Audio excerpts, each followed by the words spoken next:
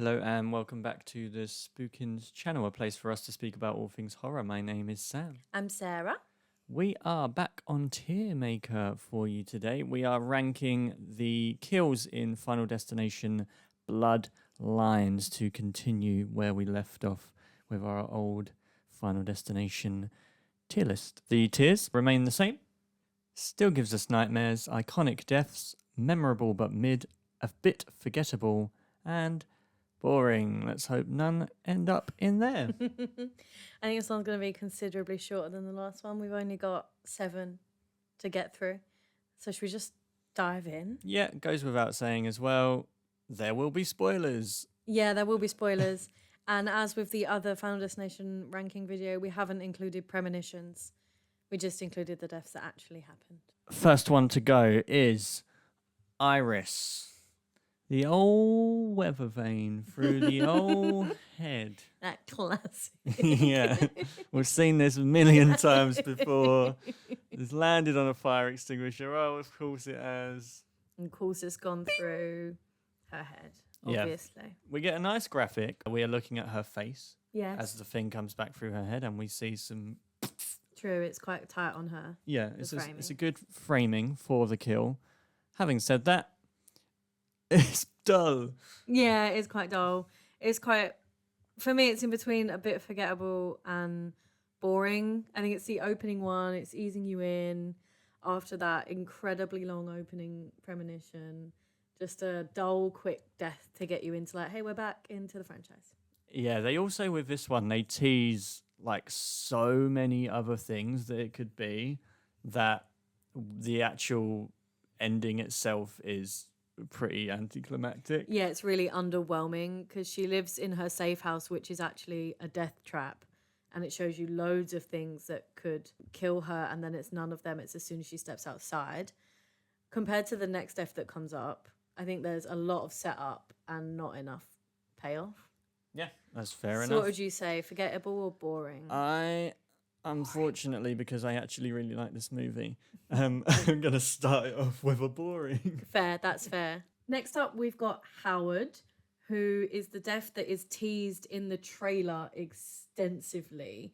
It's that really long scene in the garden with the trampoline and the ice and the rake and the lawnmower and probably some other things that I've forgotten about. Beer bottle. The beer bottle. And yeah, I think, like I was saying, in comparison to the last one, Iris, this one has a lot of setup and the payoff is good.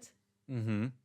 Yeah, this one, of all of them, potentially, is the one that feels the most like your like original style Final Destination death, where you get all of this lead up and then it kind of all culminates and Yeah. you're watching it come and you're like, ooh, Ooh, what one's it gonna what's be? the next little thing to come out? Yeah, and I like what it ended up being, and I know that you really liked what it ended up being. I do, yeah. He gets his face shredded Yes, he does. by a lawnmower in the Yes. end, which I'm gonna pretend is a nice callback to one of my faves, Frankenhooker. Yeah, I reckon it probably is. Yeah, an it probably homage is. to Frankenhooker. And yeah, I really like it too. I think there's so much build up, and there's been so much build up because it's teased so heavily in the trailer as well. Mm-hmm. That I worried, to be honest, going into this movie, that this kill wouldn't hit because we had seen so much of the like build up to it in the trailer. But in the movie, it really does still kind of have impact and have effect. So for me, it's in between iconic deaths and Still Gives Us Nightmares. I think the only thing that stops it being in Still Gives Us Nightmares is that we don't really have a garden or a lawnmower like that. Yeah. And I don't think anywhere we live is going to have a garden big enough to have all of that set up. So- No, I do have a lawnmower like that and big grounds at work. Oh, true. But I can't imagine I would ever fall over underneath it. I don't See, know. now I've got Now nightmares. it's giving you nightmares. So there we go. Yeah, Have we now it gives me upgraded nightmares. You're just going to be like mowing the lawn at the creme and you just get your head mown off. Yeah, there we go. Still gives us nightmares. Or maybe we'll change the title of that to now gives us nightmares. Next up is Julia, this one is a funny one because like 5 minutes earlier they're having a conversation where they tell you exactly what's going to happen. Yeah. But they think it's going to happen to a different character. Yes. Yeah. To And Eric. then it just happens in the background. You see it all play out. And Julia ends up in the back of a dump truck. Yes. Go on, the Americanisms. Yeah, I know. It's like, what's a dump truck? She wasn't a bin lorry. It's in the bin lorry, which closes with her head like half out. And yes, and it's a really drawn out sequence as well because she's in the bin lorry for a really long time, and the bin man is driving along, swiping on Tinder, listening to his headphones, and they're banging on the swiping on Crusher. Oh, Crusher. My apologies. My apologies. And he's got headphones in, and so he can't hear them running alongside the lorry and banging on the side. Things like this do kind of give me nightmares that like I will get stuck somewhere and no one will be able to hear me to get me out. So this is quite a big fear of mine. But I did used to work as well for the council doing bin collection and recycling collection. So I do slightly fear falling in a bin lorry. But I would say iconic deaths because in the UK, there's a whole crew of bin men. Yeah, it's not just one guy who goes around. There's usually like 3 or 4 all in the back of there. One of them would see. And they also work differently. Yeah, it goes, I don't know if this is specific to our council or the UK. They shut like that rather than at the top, a lid over the top. And they also don't you don't just throw things in anymore. No. You attach them to the back in it. Yeah, there's a whole process. There's a whole process. In the UK, this death would not happen. No. I'm assuming it probably wouldn't happen in the US either. No, but I don't know. In the UK, it wouldn't happen. But we don't know about your bin system, I'm afraid. Sorry. So I would say iconic deaths for me. Yeah, I am willing to agree with you. One thing I like about this one that we don't get a lot in Final Destination is this one actually gives you the sense that she might get out. Yeah, it does. Like, until she's done, you're always like, oh, are they actually going to get her out of this one, which you don't often have in Final Destination. Usually people are quite isolated. Yeah, especially as well because you're not expecting her to be next. Eric is next in the line until the reveal that he's not actually in the bloodline. So you think, okay, she's going to get out because she's not next. Yeah. Stephanie and Charlie didn't actually save Eric from anything, so it can't be Julia. And then it is, and it's really horrific. Yeah, it's a nasty one. Yeah, no, the practicals in this movie were great. Yeah, there's a lot of it, and there's a lot of really good stuff. So I think this is iconic death. Next up, we've got Eric, who kind of gets 2 scenes, doesn't he? He gets the one in the picture there that we're using for the tier list in the tattoo shop where he gets hooked up by the nose and sent around a ceiling fan. But that doesn't kill him. No. Something breaks or something. I can't remember what it is, but he doesn't die that way. And the tattoo shop sets on fire, but he's not inside it. Yeah, he manages to get out. Yes, but he does then die through trying to thwart death because he's not in the bloodline. And it's only through trying to interfere and thwart death by killing off Bobby and bringing him back to life with his EpiPen that he gets included in Death's plan. This one is gnarly. So we just rewatched them all before this just to make sure we remembered them like details. And I did not remember this one being so gnarly in the film. Wild. It's horrible. It's my issue with it, and I know that Final Destination doesn't always go for realism, but my issue with it is that his phone hits it and suddenly it's in super powerful research mode. Yeah, it's a weird thing. I don't think that's how MRIs work. No, you don't it's like he contactless payment to go up a level. I feel that you can't just accidentally set it into that mode. No, I'd imagine not. However, I'll let it go because it's such a gruesome death and it makes for such a good scene. Yeah. It's also really helps that this death is so good and it happens to the best character in the movie. Yeah, 100%. Like the way his character is set up, even in just small things like he's the one that's got all the piercings and he works in a piercing and tattoo shop. So when the MRI machine magically turns into super powerful research mode, whatever that means, Yeah. you see all of his piercings. You see all of his And you piercings. can feel it. If Yeah. I don't know if you don't have piercings, if it's as gnarly. If you've got piercings and you can feel every single one ripping out of his body, and it is awful. You don't have piercings. I don't have any, no, but this is still nasty. Yeah. Yeah, no, you really do kind of feel like, I can imagine that. Yeah. Goodness gracious, especially that Prince Albert. Yes, it made every part of my body cringe. Yeah, especially the Prince Albert. When that come ripping out, I was like, I'm going to potentially be sick. I've also seen like a behind the scenes video of this kill specifically as well, and an interview with the actor whose name I can't remember because of course I can't. But he was in the 100. Shout out to the 100 fans in the world. And yeah, it's just really cool how they did it as well. And I like the stuntmen are wild, the stuff what they'll put themselves into. He's just in this little crawl space, nasty. But yeah, and that kind of gave me an even deeper appreciation. I love this kill. I do as well. I think it's iconic death. I don't think it gives me nightmares because I'm pretty sure MRI machines don't work like that. Yeah, the setup is just a bit too outrageous. Too yeah. Having said that, I've never had an MRI, but I don't think even if I needed one, I ever would, because the thought of getting in that little claustrophobic machine. But then he doesn't die through getting an MRI, does he? He dies through research mode activation. He does, yeah, research mode activation, so and the presence of a wheelchair. I think this is iconic rather than nightmare. I agree. I don't think this could happen to me. Next up, in the same scene actually as Eric before him, is Bobby. Bobby's one is set up like 10 minutes earlier when he has an interaction with a vending machine. What? An interaction. Yeah. What else do you do with a vending machine? You interact. Yeah.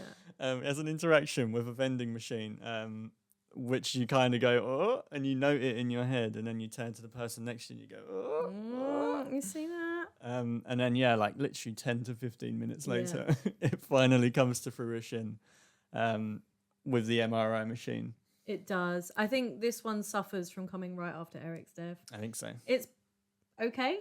Yeah. It's pretty cool. It's pretty random to get killed by a vending machine smashing into an MRI. Yeah, so a loose spring from the vending machine is pulled out from the next room by the MRI machine, and it like pings. And yeah. I think it's memorable but mid. I think, it really suffers from coming straight after Eric's death. Because you think with this one, oh, maybe they're not going to get the EpiPen in time. You're okay, maybe the vending machine was nothing and I'm just on edge. Maybe he won't get the EpiPen in time. Maybe he will just have a peanut allergic reaction. And he gets it. And then the nurse comes in and so many things. Why is she holding that many things for one? that many metal things. Yeah. Come flying through. And then, that he gets killed with the vending machine spring. And I just don't love it. Yeah, I'm not sure what she's doing, because I'm sure a couple of the things that fly towards him are like a knife and scalpel. fork. It's like a scalpel. A scalpel, that makes more sense. But why is she just carrying a scalpel? She's just carrying them around the whole hospital, just in case. You never know when you might need a scalpel. I don't know. But yeah, I think memorable but mid. Let's pop him up there then. Memorable. He's also one of my least Bobby. favourite characters in the film. Yeah, Bobby wasn't the best.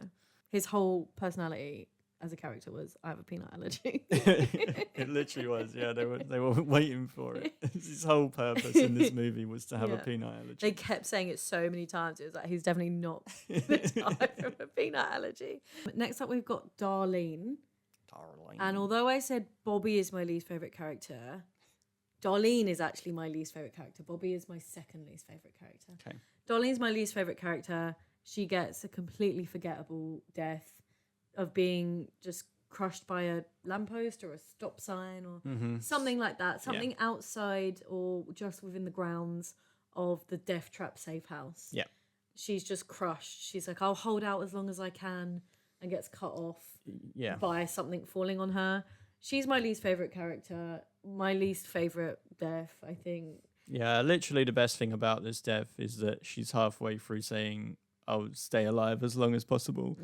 When She it gets cut falls on off her, when she's yeah, saying and just can, gets yeah. cut off in the middle of the Yeah. sentence, and gives you a little chuckle moment. So I think boring. Yeah, probably boring. And then lastly, we have Stephanie and Charlie. Yeah, our main character duo that you think might have made it are taken out in classic Final Destination throwback fashion by flying logs. Yeah, logs off a truck. They make their appearance in so many movies, so many of the Final Destination movies, and here they are again, a fan favorite for a fan service Final Destination movie. Yeah. It's okay. I don't know. It's like it's all right. When we watched it, so as Sarah said earlier, we watched these like just before filming, just to refresh our minds on them, and I was trying to pay attention to like the after it hits and like watch it, and there's some really nice little details, like Stephanie, the log hits, and then the log for the rest of the scene, which is really, really quick, is just like dragging. You just see like a denim jacket, just like gliding it along the ground. Yeah, It just that's it looks really brutal. Yeah, you can tell a lot of work went into this movie. Having said that, this is a bit forgettable. I think it's the return of the logs, but it's maybe memorable but mid. I think memorable but mid. But I think it's only memorable because it's logs. Because it's logs and because it's like the last scene in the movie, and it's your main characters who you think have made it. What I did like about this, which maybe put it in memorable but mid, is it dispelled that myth that is always in films, is that you can bring someone back from being clinically dead, which you can't. No. As far as I'm aware, you can't defibrillate a stopped heart. There has to be some kind of rhythm. You can't breathe life into someone through CPR. They have to have something there. Yeah. And I like that they did that, because I was a bit disappointed in the ending, thinking, they've just gone for I just brought her back through CPR. And I was like, well, then she was never actually dead, and so the curse isn't broken. And then the doctor pointed that out, and I was like, oh. And then logs and trains and yeah, I don't know, memorable but mid, maybe. Memorable but mid. Yeah, because it was a very mid death. I don't remember the actual deaths of them. I didn't remember the detail, even though we just watched it, of the denim jacket and things like that. I just remember that it was logs. And I don't think the logs looked as good in this movie as they did in number 2. No, they definitely don't. They definitely are clearer CG in this one. But I also think like the way they're coming over, I think they kind of had to be. I don't know, it was a bit... Yeah, I guess in number 2... they're falling over the side, aren't they? So you can get away with a bit more than with them coming directly at the camera. Yeah. It's a little less forgiving. Yeah, it was a tough... But Final Destination 2 was made a long time ago, and they still managed to make it look better than that one.